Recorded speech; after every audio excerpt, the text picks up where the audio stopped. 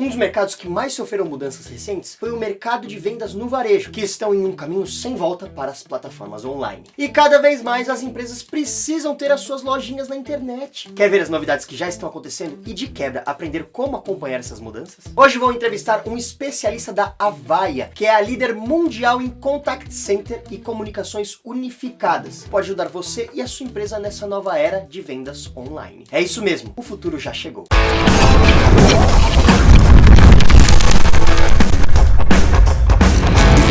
Eu sou Alberto Viçoso e você está assistindo ao Break Digital, seu programa semanal de tecnologia. Se você gosta de informação de qualidade sobre o mercado de tecnologia, você está no lugar certo. Aqui nós entrevistamos os melhores profissionais das maiores empresas do mundo. Então já deixa aquela curtida de última geração e caso não seja inscrito no canal, clica para se inscrever que toda semana tem programa novo recheado de novidades. O e-commerce, famoso comércio online, é um mercado que mais cresce no Brasil nos últimos anos e promete aumentar cada vez mais. Nesse momento de crise do coronavírus, com todos os setores retraindo e tendo prejuízos, ele é um dos poucos mercados que foram na contramão da crise e vem crescendo mais rápido ainda. O e-commerce e a produção de máscaras. Aí você pode ficar à vontade para investir no que achar mais seguro.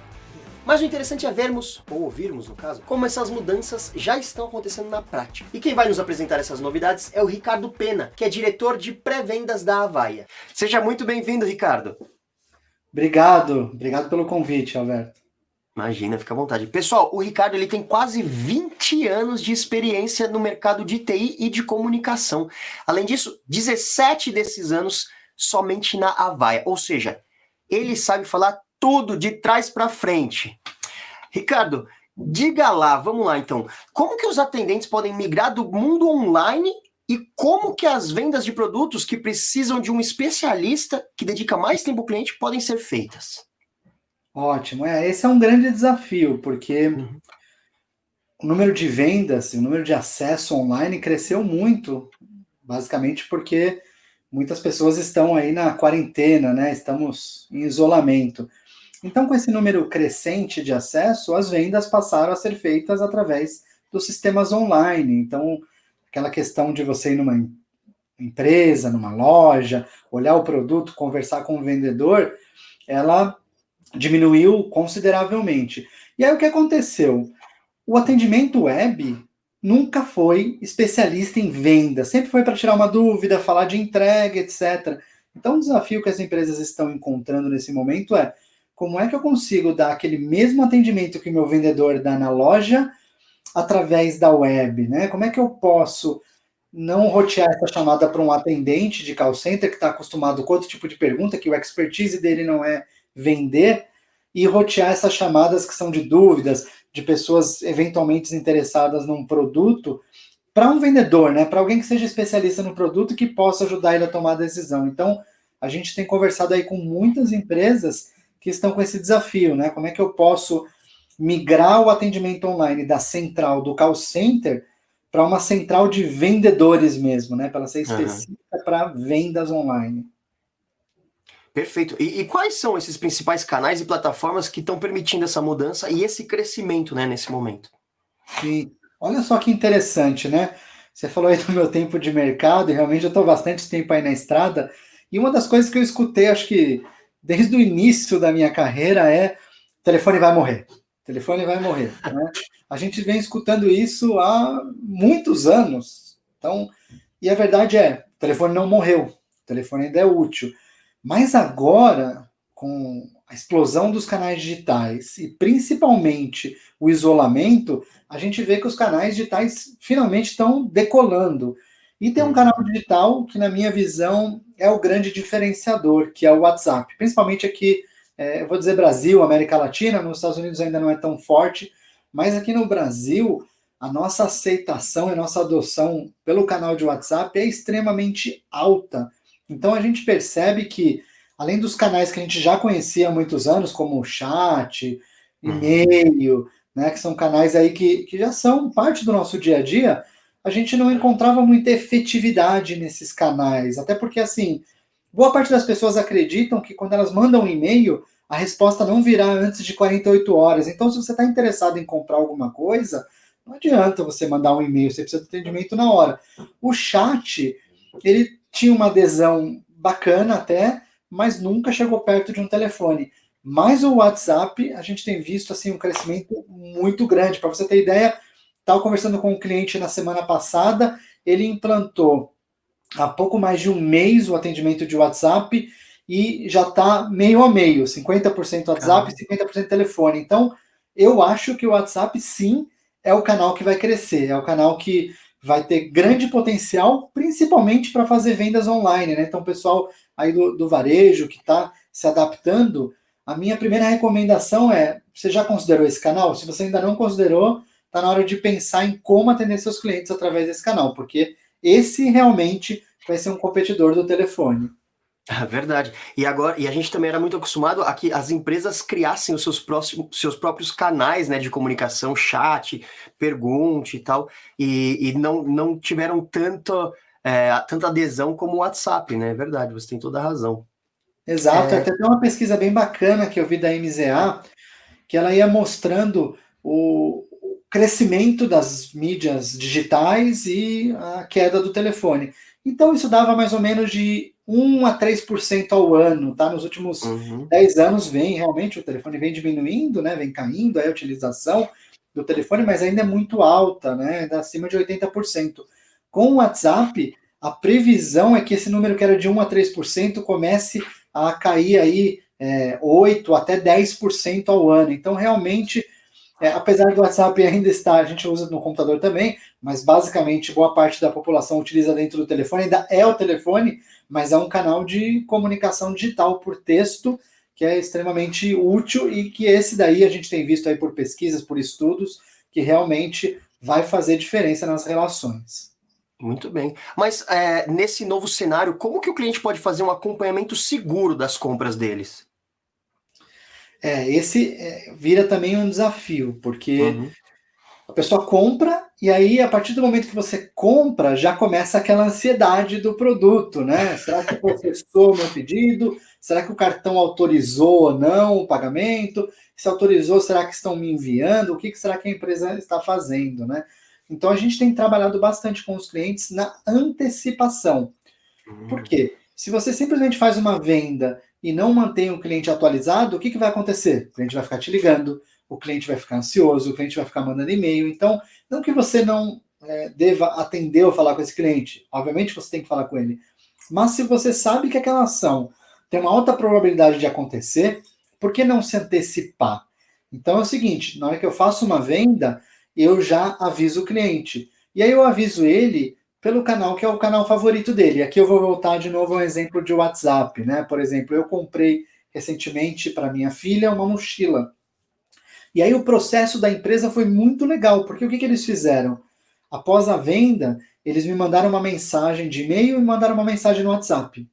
E perguntaram na mensagem do WhatsApp se eu gostaria de ser atualizado dos processos, do andamento da minha entrega por WhatsApp. Eu respondi que sim, e aí eles começaram a mandar, por exemplo, a mochila era uma mochila customizada que tinha o nome dela. Então, num primeiro dia, eles mandaram a foto da mochila sem o nome dela. No segundo, acho que 1 ou 2 dias depois, mandaram uma outra foto já com o nome dela. No dia seguinte, a mochila dentro da caixa, ó, tá indo para sua casa. E durante todo o processo de entrega, que eu acho que levou aí uns 3 ou 4 dias úteis, eles iam me atualizando com os dados que tinha lá dos correios, né? Então, tudo por WhatsApp. Aí o que acontece? Eu fico extremamente feliz, né, de saber que meu produto está sendo bem cuidado, que ele está sendo enviado, e que a empresa está preocupada comigo, né? E evito de ficar ligando para a empresa, de ficar ansioso.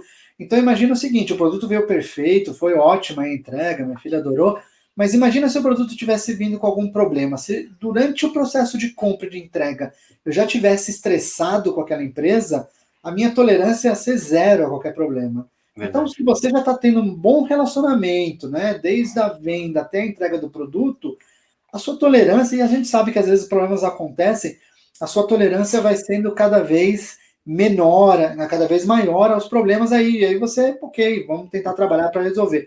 Então é bacana que as empresas façam isso de uma forma segura, obviamente, não é você ficar ali expondo os dados do cliente, ou então você sendo invasivo. Nesse caso, eles perguntaram se eu gostaria de receber.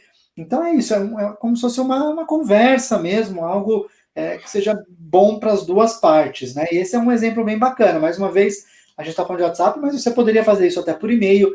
O e-mail, para você receber um aviso, não é um canal ruim, né? O problema do e-mail é quando você vai dar suporte a alguma coisa que às vezes demora um tempo para responder.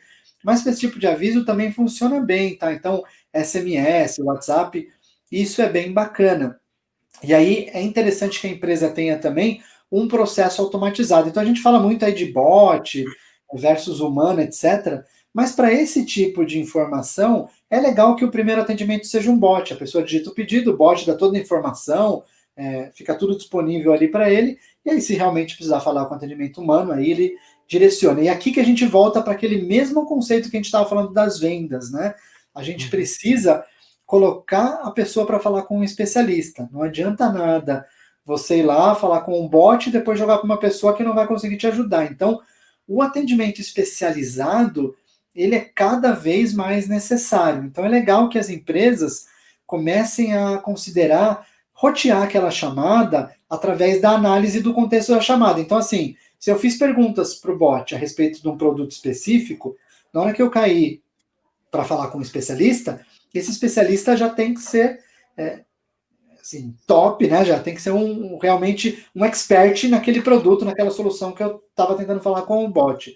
Então, isso são mudanças que a gente está vendo que estão acontecendo, a tecnologia já está disponível, né? Não estamos falando de futuro, estamos falando de algo que as empresas já podem implementar. Basta aí ter, obviamente, o projeto, a vontade de mudar aí da empresa e a decisão estratégica que isso vale a pena para o negócio. Legal, interessante. Isso tudo que você falou vai muito de encontro com uma outra dúvida que eu tenho. Como que a gente faz para quebrar essa frieza da internet, né? É possível deixar as pessoas mais confortáveis e seguras para que elas possam fazer as compras delas?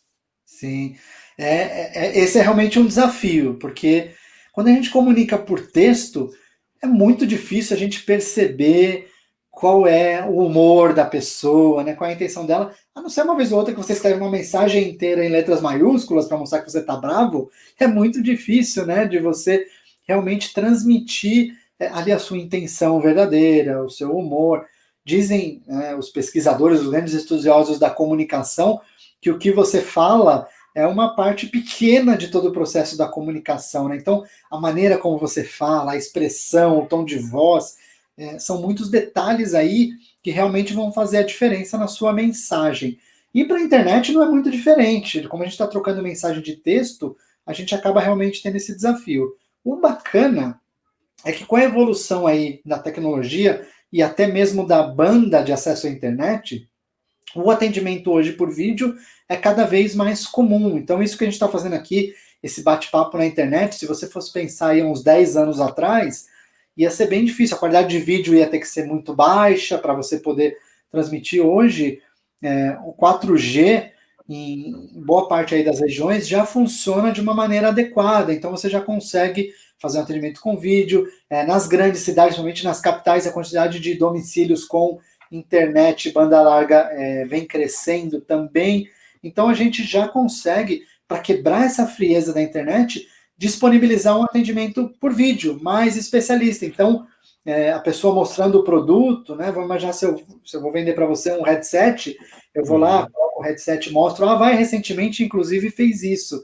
A gente pegou alguns especialistas nossos, né, na região inteira aqui da América Latina, e eles abriram a sala de vídeo deles para os clientes. Então, tinha um especialista nosso, que inclusive é aqui do Brasil, que ele estava demonstrando para os clientes o nosso headset. Então, ele colocava o headset, mostrava as funcionalidades, tirava dúvidas. Era como se fosse assim, a sala de vendas dele, né, o escritório de vendas dele aberto para o público. Então, é uma das formas aí de você quebrar com essa frieza que ela, eu não digo que ela é só da internet, mas ela é característica das mensagens de texto, né? É difícil você transmitir emoção só com texto. É possível, mas realmente o desafio é maior. É verdade, é verdade. E você cita que existem três modos de atuação diferentes, certo? Dependendo do tipo de indústria, quando a gente aborda o tema do varejo online. Você pode explicar esses modos para a gente? Sim, eu vejo que o varejo online, a gente tem aí basicamente vamos colocar assim, três tipos de atuação, isso dado a pandemia, a influência que que a gente teve aí com a pandemia e principalmente aí com a parte do nosso isolamento, né? Primeiro eu vejo assim um grupo de empresas que estão no que a gente chama de modo de sobrevivência. Então são aquelas empresas que foram muito afetadas pela pandemia. Um exemplo, empresa aérea, a quantidade de voos, né, até alguns países que fecharam fronteira, caiu muito. Né? Hotéis também, muitos tiveram que fechar aí por um período de tempo. Então foram indústrias que trabalharam, né, e agora a gente está voltando, vai começar a melhorar, mas que ficaram aí durante um tempo no que a gente chama de modo de sobrevivência, ou seja, eu preciso oferecer meu serviço, eu preciso fazer a venda, mas de uma forma diferente. Então, um exemplo aqui das empresas de turismo, por exemplo, elas começaram a vender os pacotes sem data confirmada. Então, elas colocaram lá um especialista para falar com o cliente e para explicar como isso funciona, porque simplesmente colocando ali na página o texto, não ficava tão claro para os clientes. Então, eles aproveitaram, fizeram essa mudança no negócio deles para conseguir ajudar o cliente, para dar as informações que o cliente precisava. Então, são empresas que tiveram que adaptar muito o negócio aí nesse modo de sobrevivência para conseguir fazer vendas futuras, porque o produto ou o serviço que eles oferecem não podia ser entregue, né? Não dá para consumir, não dá para utilizar nesse momento. O segundo é o que a gente chama de modo de adaptação, né? Então a gente vê alguns fabricantes industriais, automotivos, até alguns serviços financeiros.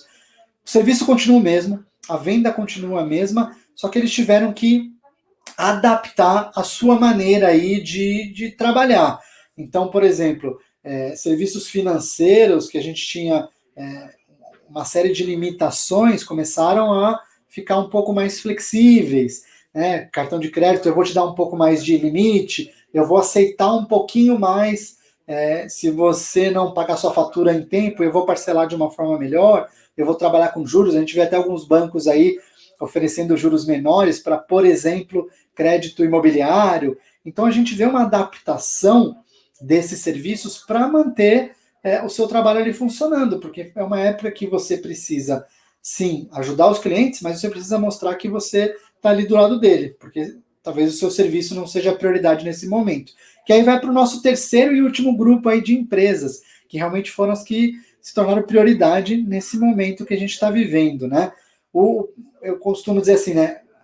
Segmento de alimentação, saúde, farmácia, saúde, desculpa, educação, foram aí alguns segmentos que cresceram durante esse tempo. Então, o que a gente viu aí na pandemia? Até logo no começo, né? As pessoas indo no supermercado para consumir produtos, aquela quantidade enorme. E aí o que gerou isso? Vou começar a comprar em casa.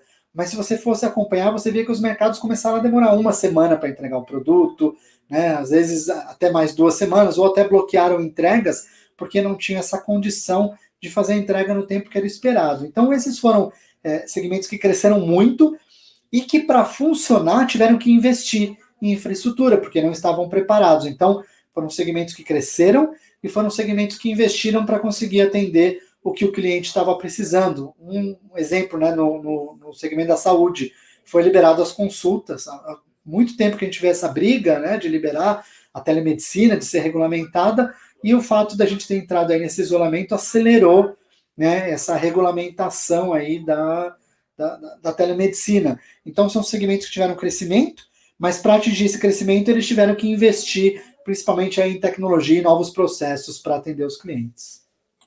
Muito bem, muito boa essa análise, né? Porque esses 3 blocos que você cita, a gente consegue encaixar realmente todos os setores dentro deles, né? Como para alguns acabou sendo positivo, né? De alguma forma, e outros foi só em contenção de danos. Mas você fechou a sua fala de uma forma que eu acho que é muito interessante, que é isso, né? Houve, na verdade, um avanço no tempo, a gente avançou no tempo. Porque telemedicina era uma coisa que aconteceria, né, inevitavelmente, por exemplo. As entregas online, a quantidade de pessoas trabalhando de home office, já era uma tendência mundial. E que com a pandemia, de repente, não sei, a gente avançou 10 anos em 4 meses, não sei, mais ou menos, né? Mas é muito boa essa sua análise, muito interessante. Sim, e o curioso, né, que boa parte da tecnologia para esse avanço que você comentou já estava disponível. Então a gente já tinha, por um lado, né, principalmente as empresas de software já prontas, só que a gente tinha leis, a gente tinha processos, e até mesmo pessoas que não aceitavam bem isso, ver o home office. Eu conheço muitas pessoas que eram contra o home office, que falavam que não funcionava, e agora mudaram a opinião, né? Agora já estão pensando em deixar home office à vontade para os funcionários quando voltar, obviamente, para o escritório. Então, são tecnologias aí que já existiam, mas que a gente ainda tinha limitações. E vou dizer assim, a lei muitas vezes impedia sim, mas eu vejo até um pequeno preconceito, né, aí com alguns tipos de trabalho, principalmente por você estar distante ali da empresa, por não ter tanto controle. E bacana, né, o lado positivo que a gente vê aí desse isolamento é ter mostrado que as pessoas podem levar o trabalho a sério, independente do local de trabalho, se estão no escritório, se estão em casa, não importa onde elas estão trabalhando, elas podem sim fazer um bom trabalho. Verdade. Ricardo, muito obrigado por essa conversa, muito obrigado por todas essas informações aqui que você nos trouxe hoje. Imagina, obrigado aí pelo convite. Foi um prazer aí falar sobre esse tema que eu gosto muito e estou à disposição. Sempre que precisar, pode contar comigo. Depois dessa conversa, ficou muito claro como o mundo de vendas no varejo está mudando e o que você pode fazer para acompanhar essas mudanças e não ficar para trás. Muito obrigado por ter nos acompanhado até aqui. Nos vemos no próximo Break Digital.